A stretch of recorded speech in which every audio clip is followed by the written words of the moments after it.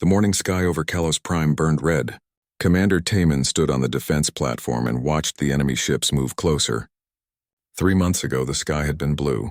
3 months ago, children played in the parks and farmers worked in the fields. Now everything was different. The Vex had come like a storm.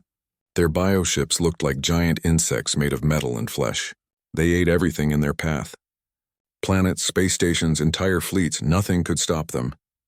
The Confederation had sent warnings, but warnings did not stop the swarm. Timon touched his communication device. All units report status. The voices came back one by one. Each report was worse than the last. The outer defense ring was failing. The shield generators were running low on power. The evacuation sites were crowded with scared families who had nowhere else to go. "Sir," said Lieutenant Quan Ho, "the energy barriers are down to 30%. We might have 6 hours left. 6 hours. Taman closed his eyes and thought about his own family. His wife and daughter were in the central bunker with the other civilians. At least they would be safe for a little while longer. The Vex ships moved in a pattern that hurt to watch. They flowed like water, but water that wanted to destroy everything it touched. Their weapons shot streams of acid that ate through metal and stone. When the acid hit the defense barriers, green smoke rose into the air. Dr. Sujin worked in her laboratory deep underground. She had been awake for 2 days straight, trying to make the shield generators stronger. Her hands shook as she connected wires and checked readings. The numbers on her screens kept getting worse. "Come on," she whispered to the machines. "Just hold a little longer." But the machines were tired too. They had been running at full power for weeks. Some of the generators had already burned out. The ones that still worked made strange noises like they were in pain. Above ground, families huddled together in the evacuation centers. Elder Wu Jin moved between them, trying to give comfort where he could. He had lived for over 200 years and had seen many wars. But this was different. This felt like the end of everything. A small girl named Jin'e tugged on his robes. "Elder, when are the big ships coming to save us?" Wu Jin knelt down and took her small hands in his old ones. "Soon, little one. Help is coming soon." But he did not believe his own words. The Confederation had promised help, but their last message had been clear. The nearest fleet was weeks away. The core worlds needed protection too. Kalos Prime was on the outer edge of space, far from anything important. The ground shook as another Vex attack hit the barriers. The lights flickered in the bunker. Some of the children started crying. Their mothers held them close and sang old songs to calm their fears. Commander Taimin received another report. The North Defense Platform was taking heavy damage. The weapons there were almost out of ammunition. The soldiers were brave, but bravery could not stop acid that ate through everything. "Sir, should we fall back to the inner ring?" asked Quan Ho. Taman looked at the tactical display. Red dots showed where the Vex ships were. There were so many red dots that the screen looked like it was bleeding. The blue dots that showed his own forces were getting smaller and fewer. "Not yet," he said.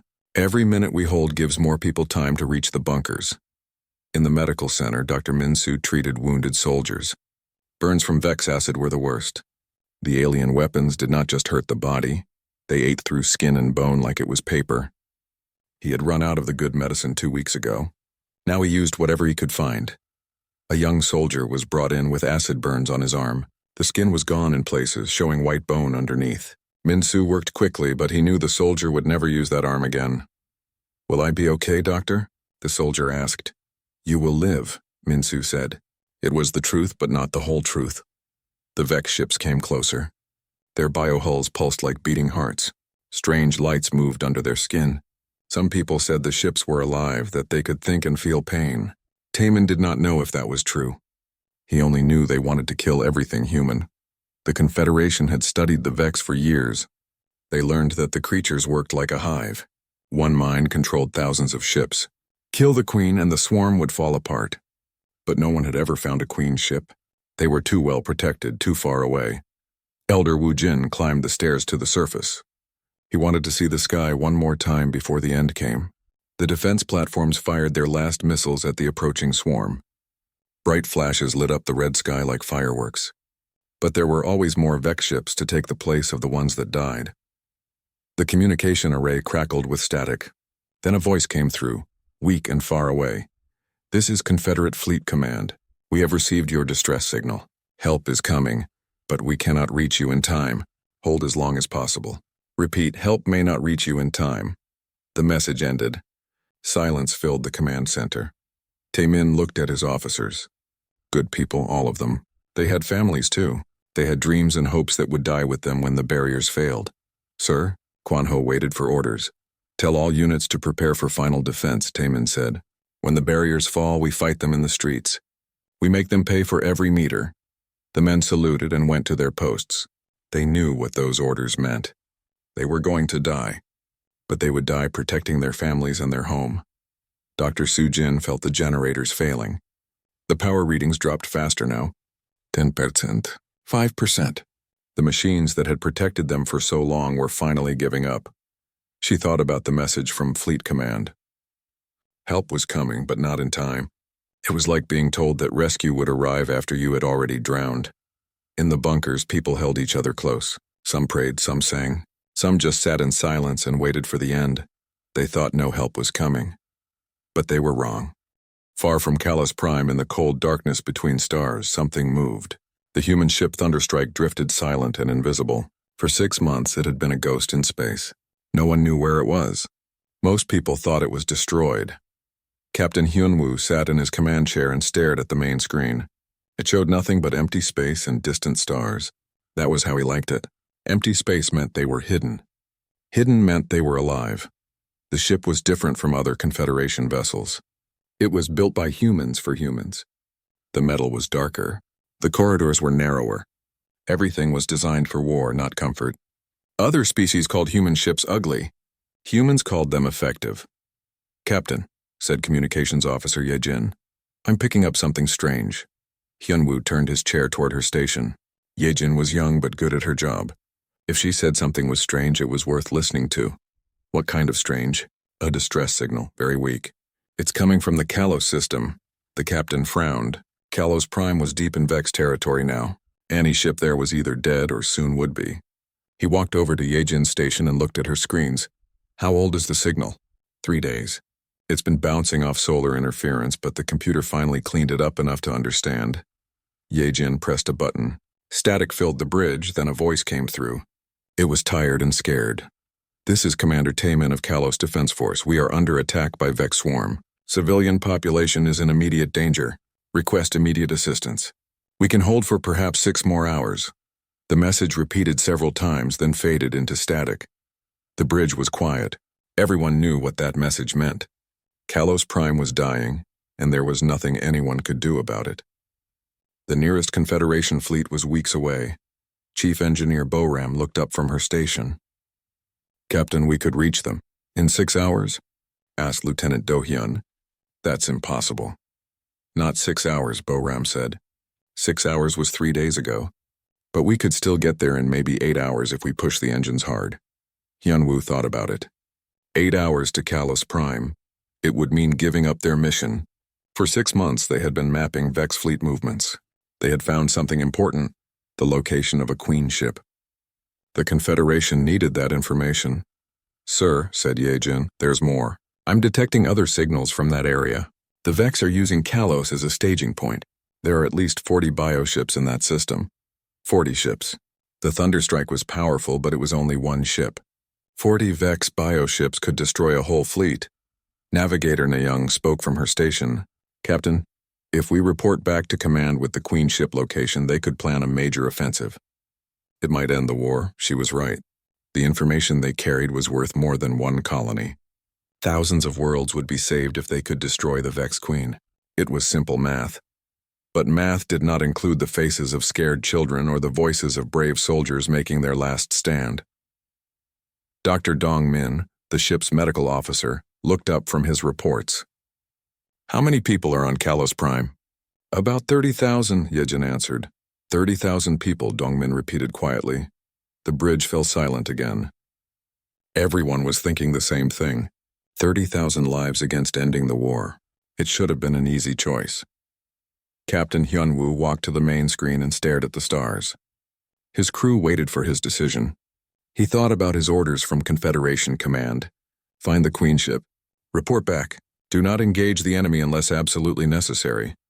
But humans had never been good at following orders when people were dying. Boram, he said. How fast can you push the engines? The engineer smiled. Fast enough, sir. Na-young, plot a course for Kalos Prime. Maximum speed. Sir, Do-hyun said carefully. We'll be going against 40 ships. The odds are not good. Hyun-woo turned to face his crew. These were good people. They had families back on Earth and the colonies. They had dreams and plans for the future. He was asking them to throw all of that away for strangers. Anyone who wants to can object, he said. This is not a Confederation mission. This is something else. No one spoke. No one moved. Sir, said Ye-jin, the Thunderstrike has something the Vex have never seen before. What's that? Humans who are angry. The captain almost smiled. Almost. All right then. Bo-ram, get us to Kalos Prime as fast as this ship will go. Tu-hyun, start preparing the weapons. I want everything ready when we drop out of hyperspace. What about the Queen ship information? Asked Na-young. We'll deal with that later. Right now, 30,000 people are about to die and we're the only ones who can stop it. The ship came alive around them. The engines hummed louder as Bo-ram pushed them beyond safe limits.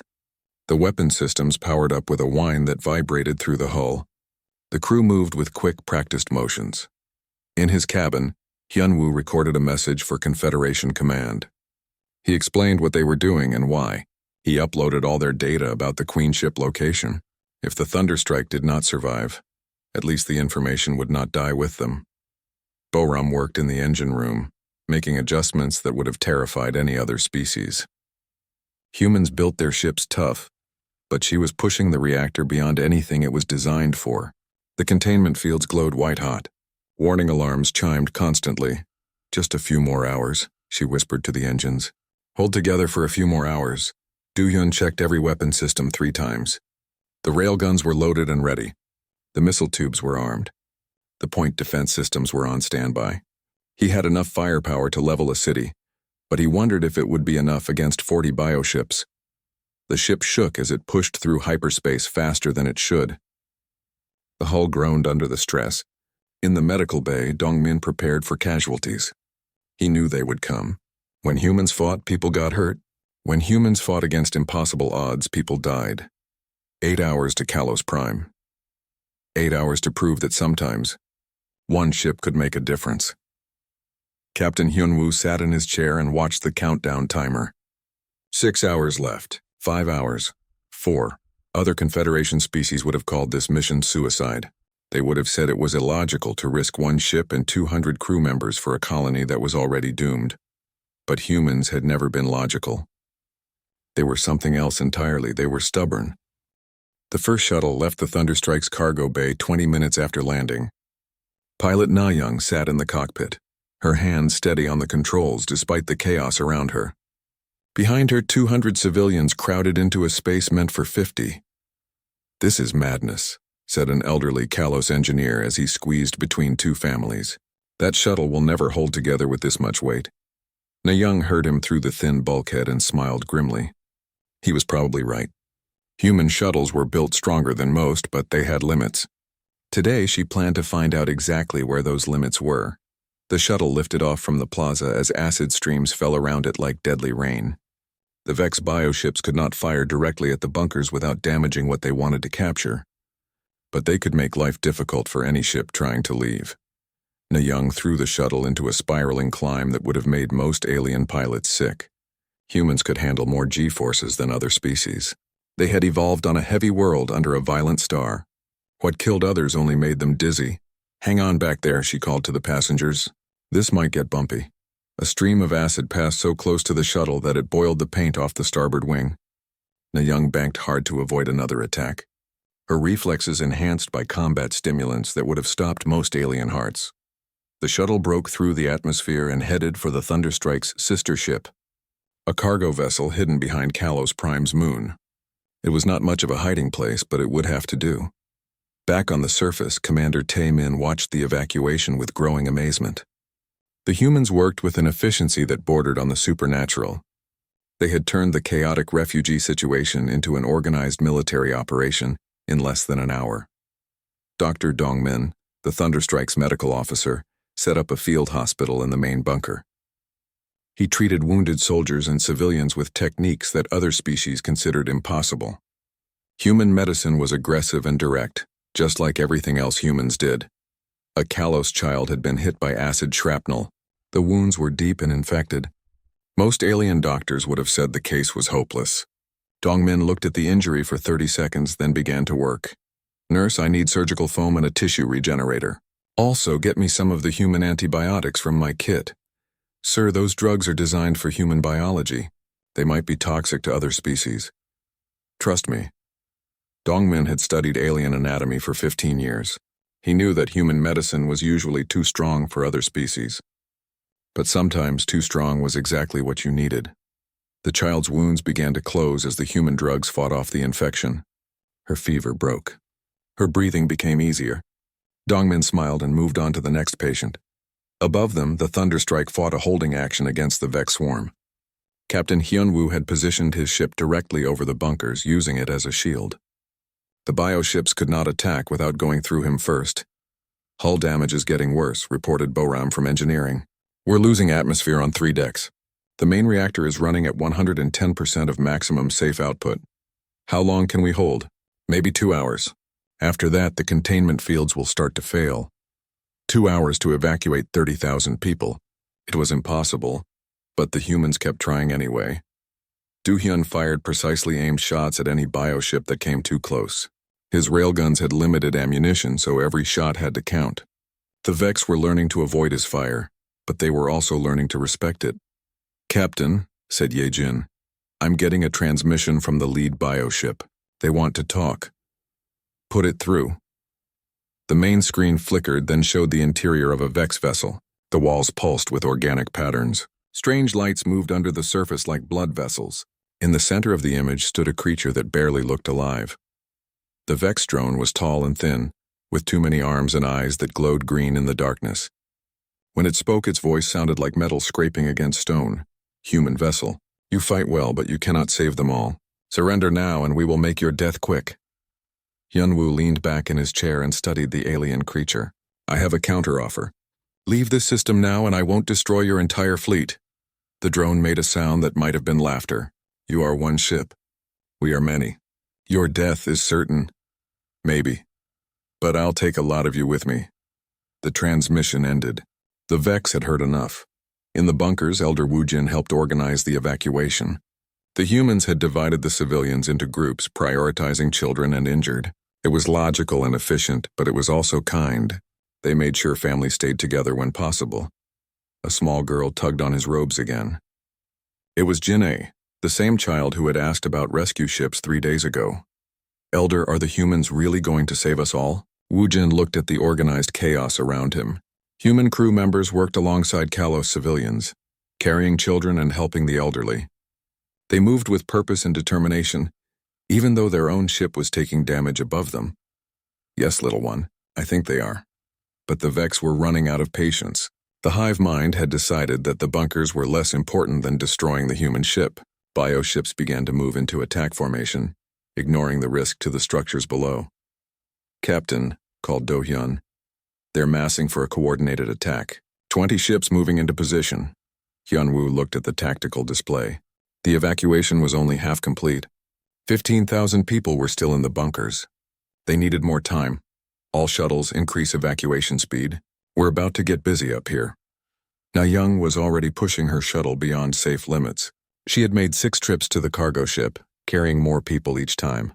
The shuttle's frame groaned under the stress, but it held together. "This is crazy," said her co-pilot, a young human named Jae-won. "We're carrying twice the recommended weight. The engines shouldn't be able to lift this much mass." "The engines don't know that," Na-young replied. "So don't tell them." The 7th trip was the hardest yet. The shuttle was packed with civilians from deck to ceiling. Children sat on adults' laps. The elderly leaned against the walls. Everyone held on to everyone else. As they lifted off, acid streams converged on their position.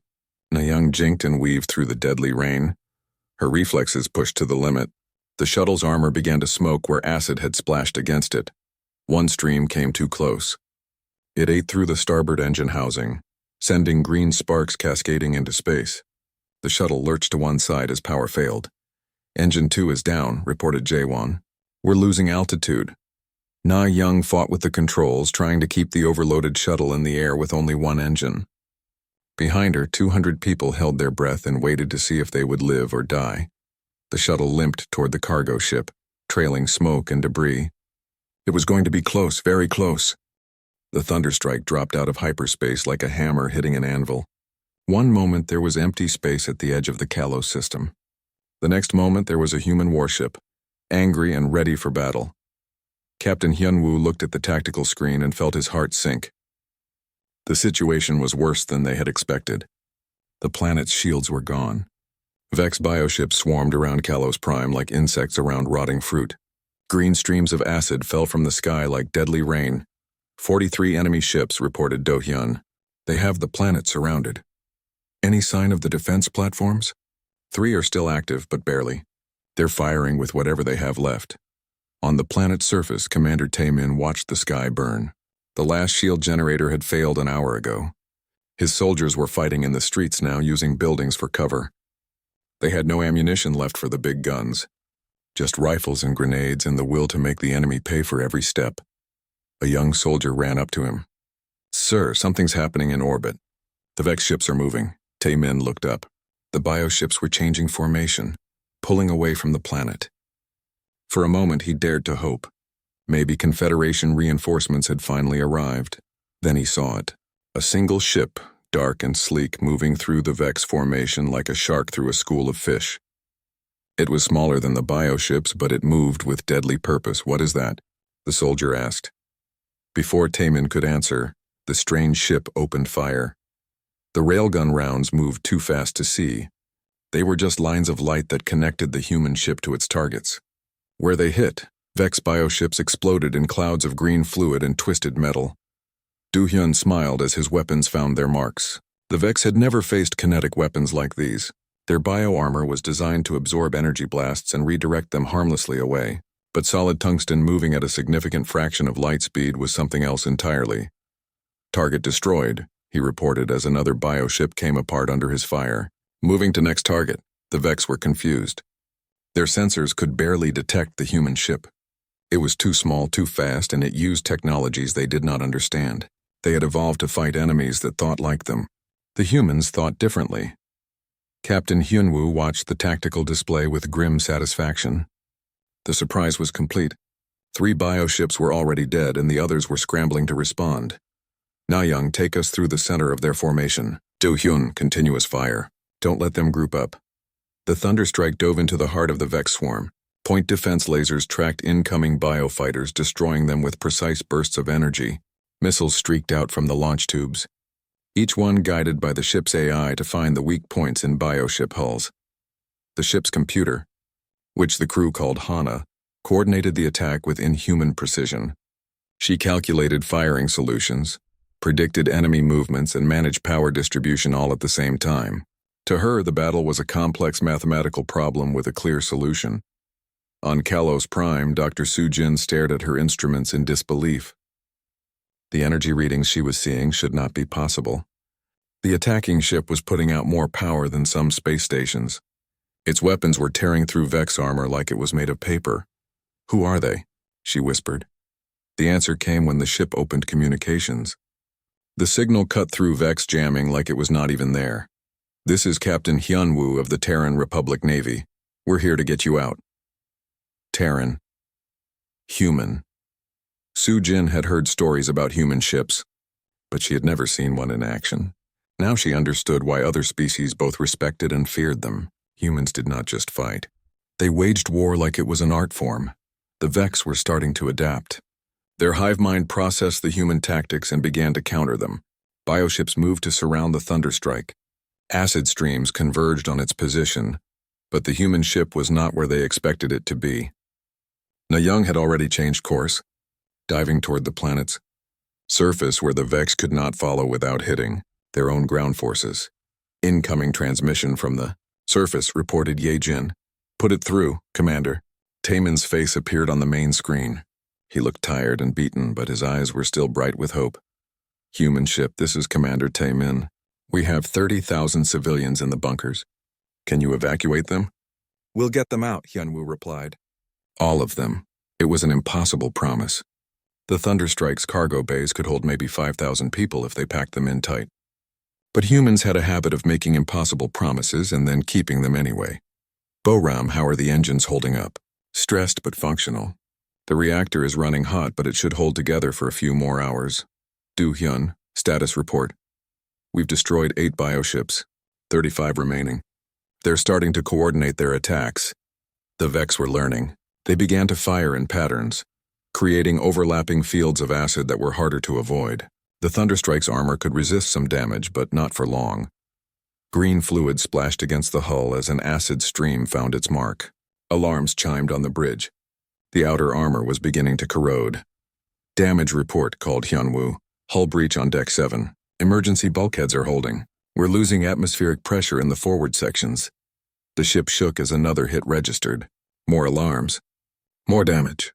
The Thunderstrike was tough, but it was still just one ship against an entire swarm. Captain, said Na-young, I can get us to the surface. There's a clear corridor between those 2 bioships. Do it. The ship dove toward Kalos Prime, chased by streams of acid and swarms of biofighters. The planet's surface rushed up to meet them. Cities burned below. Smoke rose from 1,000 fires, but in the central district the bunkers still held. Thousands of people waited in the darkness, hoping for rescue that seemed impossible. The Thunderstrike landed hard in the main plaza, crushing abandoned vehicles under its weight. The cargo bay doors opened before the engines had even stopped spinning. All hands prepare for evacuation operations, Hyunwoo announced. We have civilians to save. The crew moved with practiced efficiency. They had done this before on other worlds in other battles. Humans were good at many things, but they were especially good at saving people when everyone else had given up. Outside, the Vex bioships circled like vultures. They could not attack the human ship directly without destroying the bunkers they wanted to capture intact. For now, the civilians were safe. But Captain Hyunwoo knew it would not last long. The Vex would find a way to break the stalemate. When they did, things would get much worse. He looked at the tactical display one more time. 35 enemy ships, 1 human ship with battle damage, 30,000 civilians to evacuate. The odds were impossible. Good thing humans specialized in impossible. Na-young's damaged shuttle crashed into the cargo ship's docking bay with a sound like thunder. Sparks flew from the broken engine as the craft skidded across the metal deck. For a moment, everything was silent. Then the cargo bay doors opened and 200 civilians poured out, alive and grateful. That's the last of them, Na-young reported to the Thunderstrike. All shuttles are full. Cargo ship is at maximum capacity. Captain Hyunwoo felt a moment of relief. 30,000 people were safe. But the job was not finished yet. The Thunderstrike still had to get them out of the system, and the Vex were done playing games. Captain, said Do-hyun, all enemy ships are moving into attack formation. They're preparing for a final assault. Hyunwoo looked at the tactical display. 35 bioships surrounded his position. They had stopped trying to avoid damage to the surface. The hive mind had decided that destroying the human ship was worth any cost. Boram, how much power do we have left?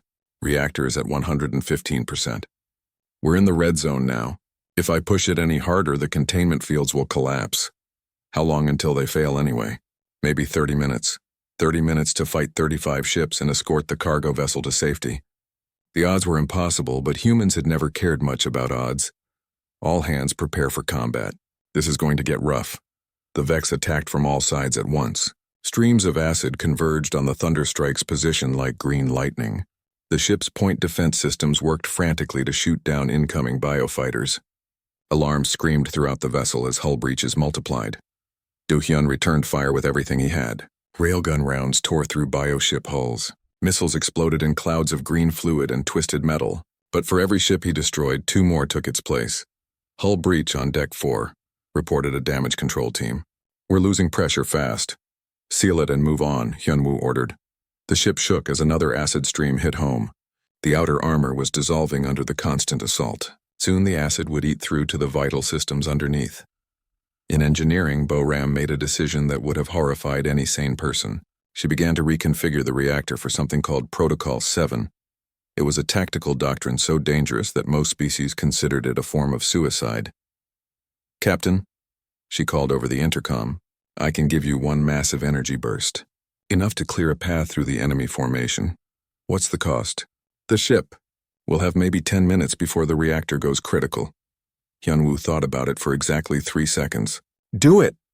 Boram's hands moved over the control panels with practiced skill. She was turning the Thunderstrike into a weapon, using the ship's own power source as ammunition. The reactor began to sing as energy built up beyond safe limits. All crew, prepare for emergency evacuation. We're going to light up this system like a star. The cargo ship received the transmission and began to move away from the battle. Its engines were not designed for speed, but the captain pushed them as hard as he dared. 30,000 lives depended on reaching the hyperspace jump point before the Thunderstrike exploded. On the bridge, the human crew worked with calm efficiency. They knew they were about to die, but they showed no fear. This was what they had trained for. This was what humans did when everything else failed. Energy cascade in 30 seconds, reported Boram.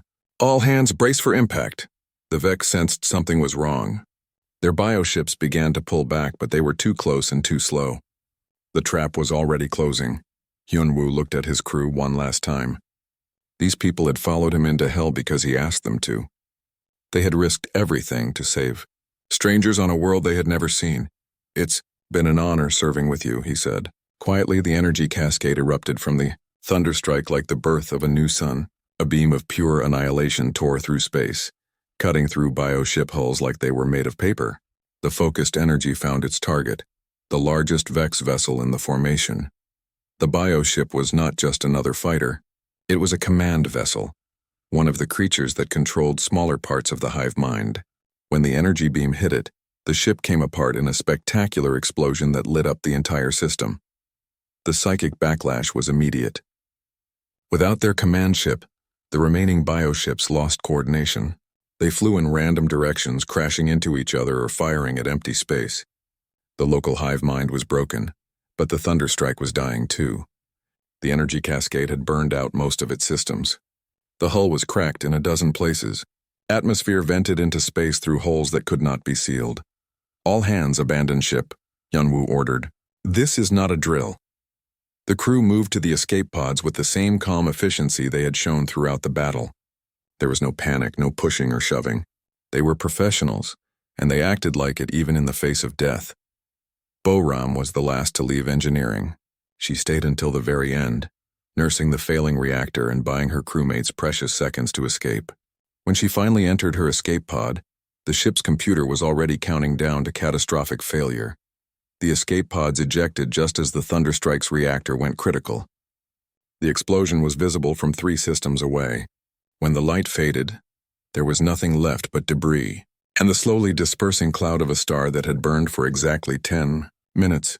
The cargo ship reached the hyperspace jump point and disappeared into the safety of faster-than-light travel. 30,000 civilians were safe. The Thunderstrike's crew drifted in their escape pods, waiting for rescue that might never come. But rescue did come. 3 days later, a Confederation fleet arrived to investigate the energy signatures. They found the escape pods in the wreckage of 43 Vex bioships.